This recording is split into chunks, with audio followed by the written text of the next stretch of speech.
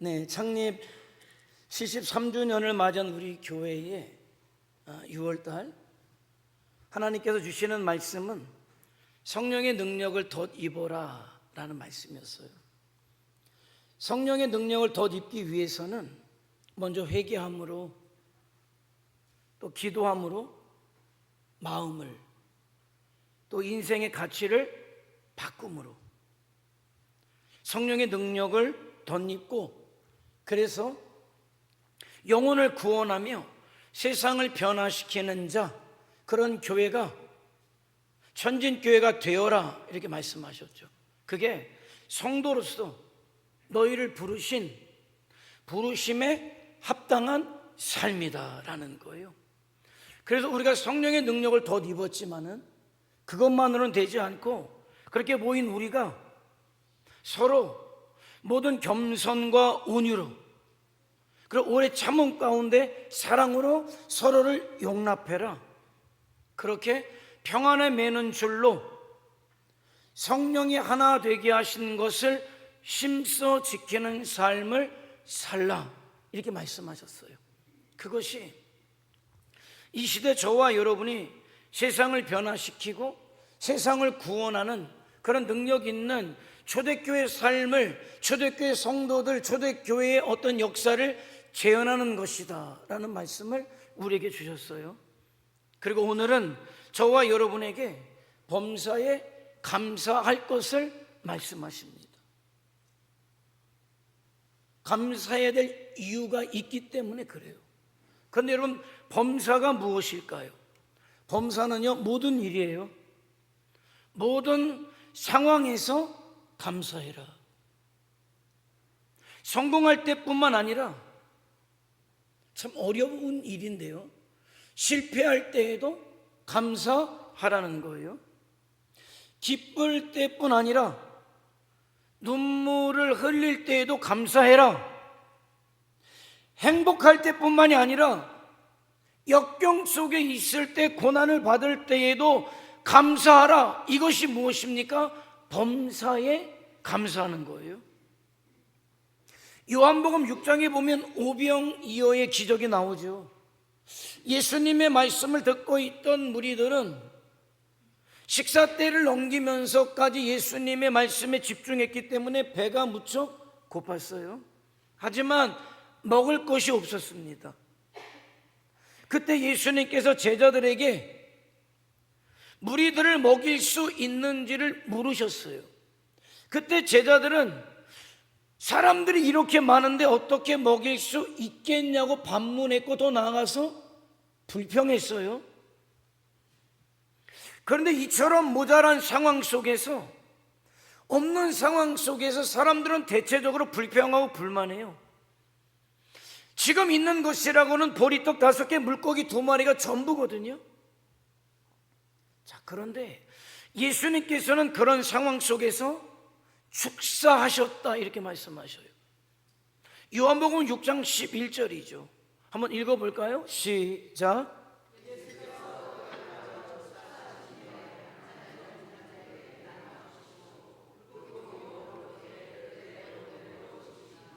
축사하셨다.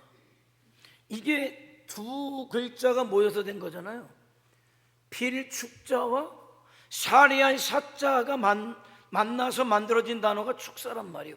다시 말씀드리면, 이거를 풀어서 말씀드리면 감사의 기도를 드리셨다라는 것이죠. 예수님께서는 감사의 기도를 드리셨어요. 자, 그런데 그 감사의 시점을 우리가 주목해야 돼요. 오병이어로 5,000명을 먹이시고 12광주리가 남은 기적을 일으키신 후에 감사한 것이 아니에요. 기적을 베풀어 주셔서 감사합니다, 이렇게 감사한 것이 아니란 말이죠. 지금 모자라는 상황이란 말이에요. 모든 사람들이 배고파하는 상황이란 말이죠. 모든 사람들이 불평하는 순간에 우리 주님은 감사하셨다는 거예요. 누구라도 원망할 수밖에 없는 상황에서 감사 기도를 드리셨습니다. 그런데 성경은 그럴 때 놀라운 기적이 일어났음을 우리에게 말씀하고 계시다는 거예요. 자, 요한복음 11장을 한번 가보면 말이에요, 요한복음 11장에 가면 나사로가 죽는 일이 벌어져요. 죽은 나사로를 살리신 예수님의 모습을 보여주고 있단 말이죠. 근데 잘 읽어보면은 예수님께서 그때에도 죽은 나사로가 살아난 다음에 감사의 기도를 하지 않으셨어요. 나사로가 죽었다고 하면서 모든 사람들이 원망하고 절망하고 있는 그때에 우리 주님이 감사의 기도를 드리셨어요. 그게 요한복음 11장 41절입니다. 돌을 옮겨 놓으니 예수께서 눈을 들어 우러러보시고 이르시되 아버지여 내 말을 들으신 것을 감사하나이다. 이 감사의 시점이 말이죠, 모든 사람이 낙담 가운데 있을 때란 말이에요. 그런데 그때 낙담할 때 절망의 상황에서 예수님께서 감사의 기도를 드리셨을 때 나사로가 살아났단 말이죠. 그러니까 이 말은 뭐냐면 감사는 기적을 낳는다는 거예요. 감사는 역사를 이룬다는 거죠. 절대로 성경을 읽어보면 불평이, 불만이, 절망의 역사를 이루지 않아요. 감사를 이루지 않아요. 그런데 이후 여호와를 불문하고 상황을 불문하고 감사할 때 역사는 일어났다는 거예요. 감사할 때, 믿을 때 상황은 절대 감사가 안 돼요. 상황은 절대 믿어지지가 않아요. 그런데 그런 상황 속에 감사하고 믿을 때 역사는 일어났다는 거예요. 그러니까 예수님께서는 친히 저와 여러분이 장례 73주년을 맞이하는 저와 여러분이 언제 감사해야 할 때인가를 몸소 보여주고 계시다라는 거죠. 절망할 때, 그때가 오히려 감사할 때라고 말씀하고 있는 거예요. 사람들은 굉장히 내 노력을 중요하게 생각하죠. 내 수고를 중요하게 생각해요. 열심히 일했습니다. 정말 잠을 줄여가며 제대로 먹지 못하고 열심히 일을 했어요. 사업을 했어요. 그런데 문제는 잘 될 줄만 알았던 그 일이 틀어지는 거예요. 사업에 부도가 나는 거예요. 망하는 일이 벌어진단 말이죠. 열심히 공부했어요. 이번에는 될 것이다. 이번에는 합격할 것이다. 정말 꾀부리지 않고 열심히 공부했거든요. 그런데 목표를 이루지 못하고 입시에서 실패를 해요. 그뿐만이 아니잖아요. 요즘 젊은이들이 직장에 들어가기 위해서 이력서를 100통을 넣는데 100통 이상을 기본적으로. 그런데 여러분 100통 이상 이력서를 넣을 때 그 사람의 마음이 어떻겠어요? 얼마나 간절하겠어요? 그럼에도 불구하고 그는 100번 이상의 떨어짐을 경험할 수밖에 없단 말이에요. 여러분 그럴 때 여러분 같으면 감수할 수 있겠습니까? 그런데 성경은 죄송하지만 그런 상황에 놓여 있는 여러분에게 뭐하라고 말씀하고 있냐? 감사라고 말씀하고 있단 말이에요. 왜? 하나님께서는, 성경은 절망할 때가, 실망할 때가, 실패할 때가 오히려 감사할 때다 라고 말씀하고 있단 말이죠. 왜? 그 감사는 마침내 기적을 끌어오기 때문에 그렇다는 거예요. 그 감사가 여러분에게 하나님께서 일하실 근거가 되기 때문에 그렇다는 거예요. 그래서 어떤 상황 속에서도 감사할 수 있는 사람은 하나님이 함께 하셔요. 왜? 감사는 하나님이 기뻐하시는 거기 때문에 그래요. 누구라도 이해가 돼요. 고기가 끄덕여져요. 손을 붙잡아주고 싶어요. 위로해주고 싶어요. 그래서 위로도 하고 손도 붙잡아 줍니다마는 그래서 그렇기 때문에 내가 당연히 불평할 수밖에 없고, 불평한다고 해서 그 누가 나에게 손가락질하지 않지만은, 그런데 안타까운 거는 그래서 그럴 수밖에 없어서 불평하고 불만하지만 절대 역사는 일어나지 않는다는 거예요. 여러분의 마음에 위로가 임할 수 있을지는 몰라요. 내가 이렇게 못 사는 이유에 대해서 그 상황이 여러분을 위로해 줄 수도 있을지 몰라요. 내가 실패한 이유를, 내가 이렇기 때문에 저렇기 때문에. 하지만 여러분, 그래서 불평하고 불만한다는 것은 그 어떤 역사를 이루지 않았다. 성경을 읽어보면은요, 정말 절망적인 상황에 감사할 때 역사는 일어나요. 그런데 감사해야 될 상황임에도 불구하고 불평, 불만이 이어질 때 망하는 역사가 일어나는 건 성경을 피면 바로바로 나오는 이야기들이에요. 저와 여러분이, 우리 교회가 73년의 역사를 이어왔습니다마는 과연 그동안이 우리의 역사가 감사하며 73년의 역사를 이어왔는지, 아니면 때마다 순간마다 불평하며 불만하며 누구를 원망하며 73년을 이어왔는지를 한번 생각해 보기를 원하고, 개인적으로 여러분의 인생, 여러분의 가정이 과연 감사로 역사되어 오는 가정인지 인생인지, 아니면 불평과 불만으로 이어지고 있는 인생인지 가정인지를 오늘 우리는 살펴봐야 한다는 거예요. 그래서 오늘 이 시간에 저와 여러분이 지나간 삶보다 더 나은 삶을 살기를 원하고, 하나님이 약속하신 성경의 약속들을 내가 체험받기를 원한다면 이제는 내가 감사하는 자가 되자. 우리 교회가 감사하는 교회가 되어서 믿음의 역사가, 기적의 역사가 그 감사를 통해 저와 여러분에게 일어날 수 있기를 주님의 이름으로 축원해 드립니다. 우리가 잘 알고 있는 소녀이죠. 그때 뇌성마비, 걷지 못하고 말도 제대로 못하고, 그녀가 또 무슨 말을 하면 알아들을 수도 없고, 몸을 제대로 가눌 수도 없고, 자기 힘으로 움직일 수도 없고, 7살 때까지 누워만 있었고, 근데 지능은 멀쩡해요. 뇌성마비의 비극은 그거 아닙니까? 뭐 하나 제대로 할 수 없는데 지능은 정상적이라는 거예요. 10살이 되어서야 가까스로 자기 손으로 숟가락을 쥐었다고 해요. 혼자 밥 먹기조차 불가능해요. 설상가상으로 얼마나 집은 가난한지 그 아버지는 폐결핵으로 시름시름 앓고 있었고, 그러니 원망의 나날을 보낼 수밖에 없었어요. 왜 나는 이런 집에 태어났을까? 왜 나는 이런 모습으로 태어났을까? 자기 인생을 저주하고 정말 자기가 자기 몸을 가눌 수만 있다면 당장이라도 자살하고 싶은 자살의 충동이 날마다 일어났다는 거예요. 그런데 그런 그가 기적적으로 하나님을 만나게 돼요. 상황은 변한 게 없어요. 변한 게 있다면 그가 하나님을 만난 것이에요. 그런데 하나님을 만났는데 그의 생각이 변하기 시작했어요. 삶이 변하기 시작했어요. 인생이 변하기 시작했어요.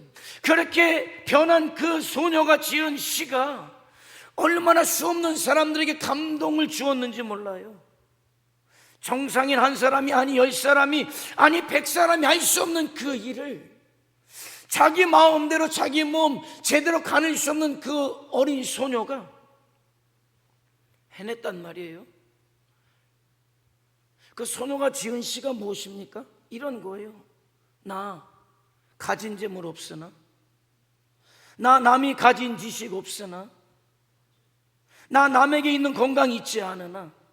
맞잖아요. 그대로 고백한 거예요. 그런데 주님을 만나고 깨달은 게 있어요.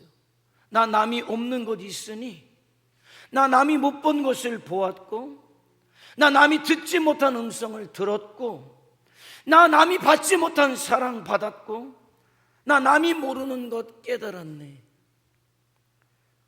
공평하신 하나님이 나 남이 가진 것 없지만 공평하신 하나님이 나 남이 없는 것 갖게 하셨네. 그녀는 더 이상 없는 것을 가지고, 자기가 할 수 없는 것을 가지고 불평하지 않았어요. 아니, 불평하지 않기로 작정했어요. 그리고 있는 것을 가지고, 할 수 있는 것을 가지고 감사하기로 작정합니다. 그리고 이렇게 결단해요. 지금은 내가 비록 이런 모습이지만은 이 자체로도, 이 모습 그대로 하나님 앞에 감사하는 삶을 살겠습니다. 그러면서 그의 인생이 변했어요. 그 자매 한 사람 때문에 가정이 변했고, 주변의 사람들이 변했고, 수많은 성도들이 변했고, 영혼들이 주님께 돌아오는 역사가 일어났단 말이죠. 그 소녀의 이름은 송명희였어요. 보통 사람들은 이렇게 기도하잖아요.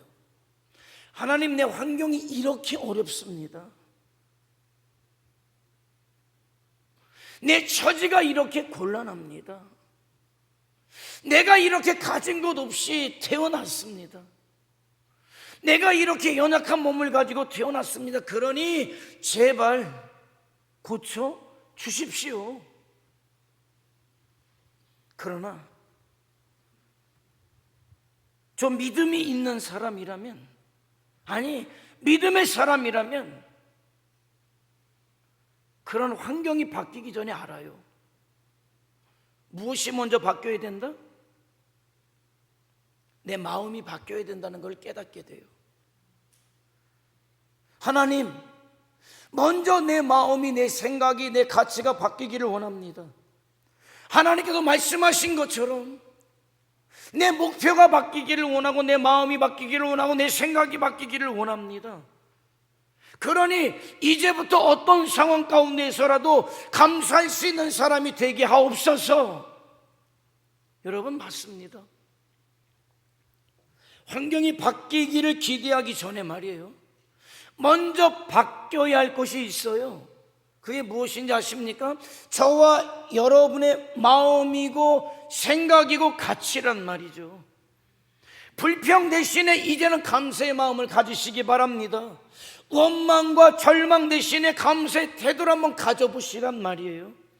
그렇게 먼저 인식의 전환이, 가치의 전환이 일어날 때 비로소 여러분의 삶이 바뀌는 거죠. 그 감사가 기적을 이루어요. 그 감사가 여러분의 인생을 바꾼단 말이에요. 여러분, 환경이 바뀐다고 해서 내 삶이 행복으로 바뀔 것이다, 이런 기대하지 마세요. 절대 환경 바꿔도 여러분이 바뀌지 않으면 안 바뀌어요. 왜 이스라엘 백성들이 40년을 광야에서 또 돌아야 됐습니까? 그들의 생각이 안 바뀌었는데, 노예 근성이 빠지지 않았는데, 환경이 바뀌었다고 가나안 땅에 들어갔다고? 아니요. 장소만 바뀌었고 환경만 바뀌었을 뿐이지 여전히 노예 근성을 가지고 노예로 살아갈 수밖에 없는 거예요, 그거는. 그런데 여러분, 내 생각이, 가치가 바뀌면 다 바뀌어요. 다 바뀌는 것입니다. 그러니까 환경이 어떠하든지 먼저 감사의 마음으로 바꾸시길 바랍니다. 그럴 때 틀림없는 것, 여러분의 인생이 바뀐다는 거예요. 하나님께서 주신 행복과 축복을 경험할 수 있게 된다는 사실을 믿으시기 바랍니다. 여러분, 시편을 읽어보세요. 감사라는 말이 굉장히 많이 나오죠. 그런데 가만히 읽어보세요. 감사할 일이 있어서, 감사할 이유가 있기 때문에 감사하기보다는 아직 이루어지지 않았지만 미리 믿고 감사하는 것이 대부분이에요. 대표적으로 시편 109편 30절 31절은 이렇게 고백하죠. 한번 읽어볼까요? 시작.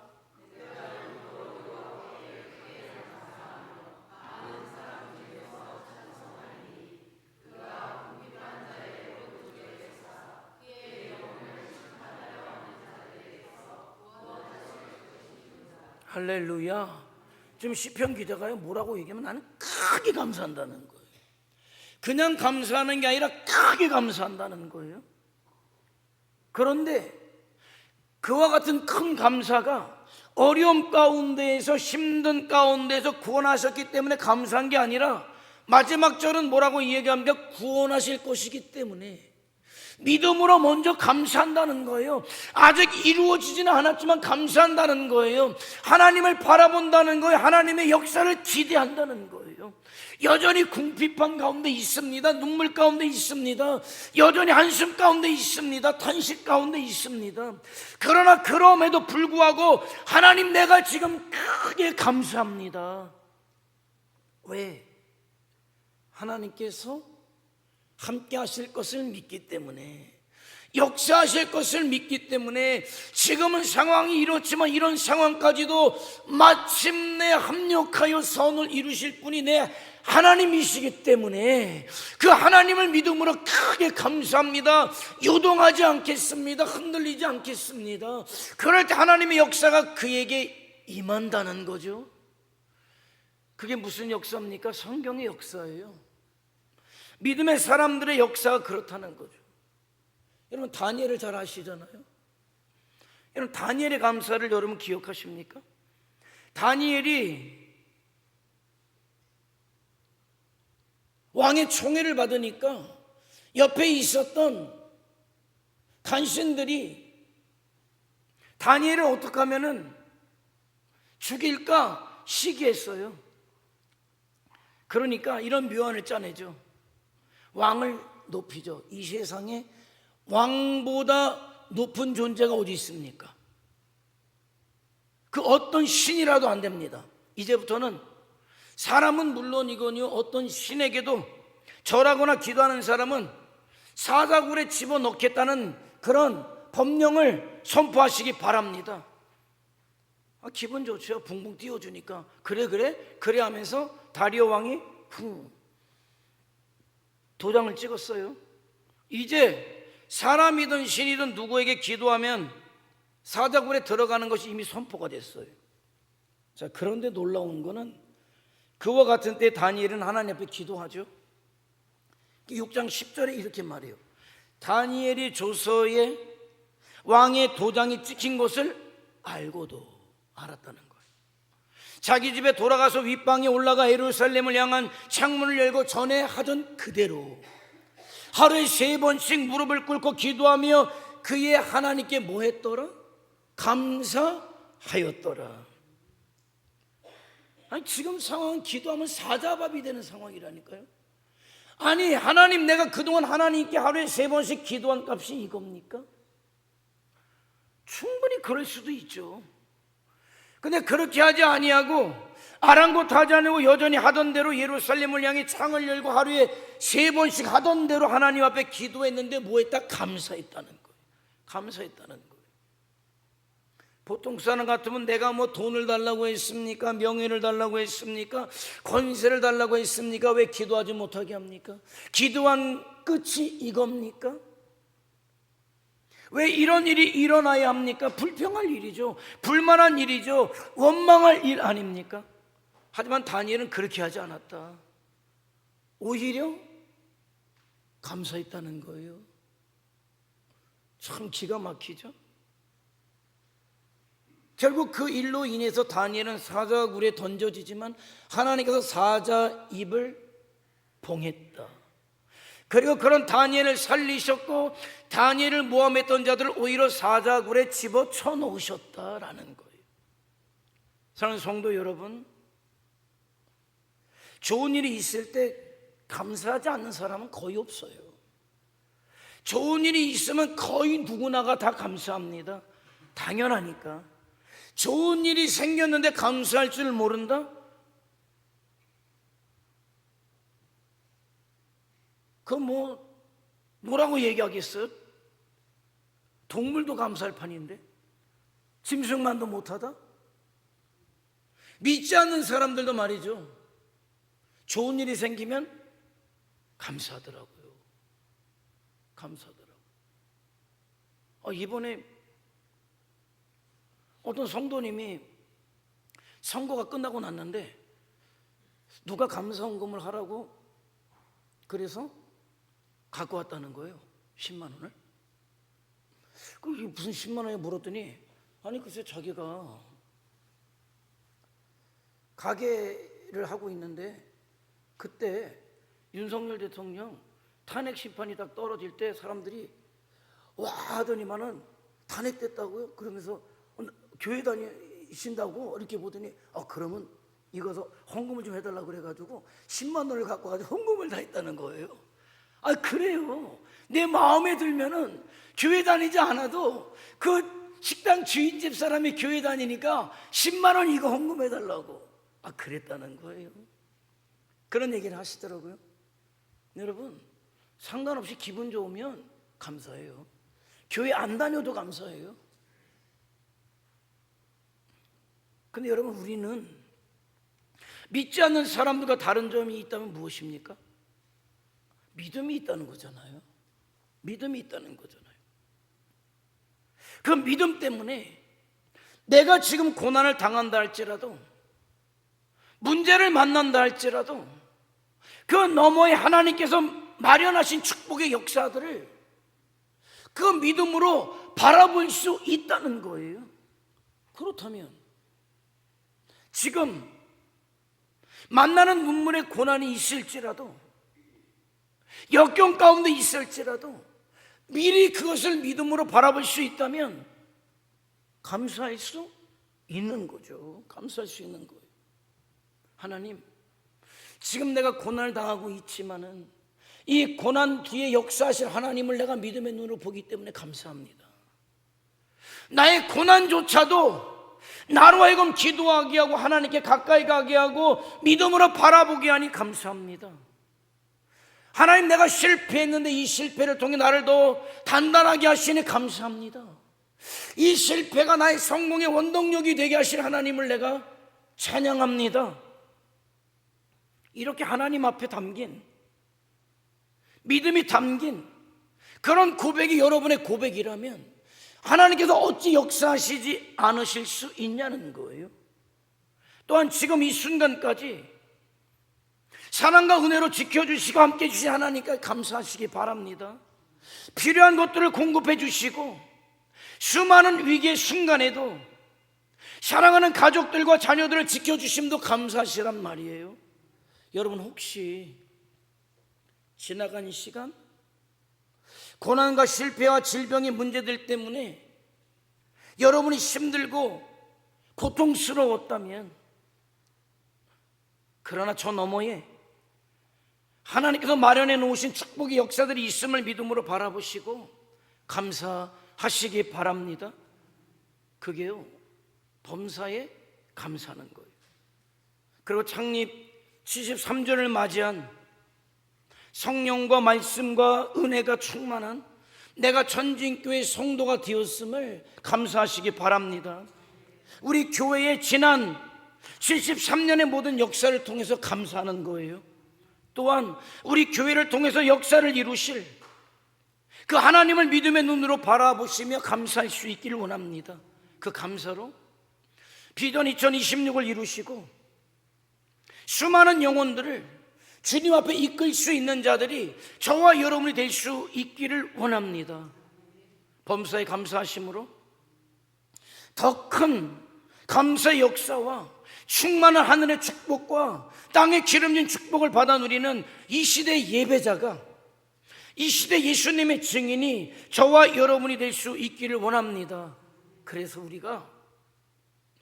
우리 교회가 하나님께 기쁨되고 영광되고 수많은 사람들에게 축복이 되시는 가치 있고 의미 있는 인생을 살아가는 사람들 되시기를 주님의 이름으로 간절히 축원해 드립니다. 기도하시겠습니다.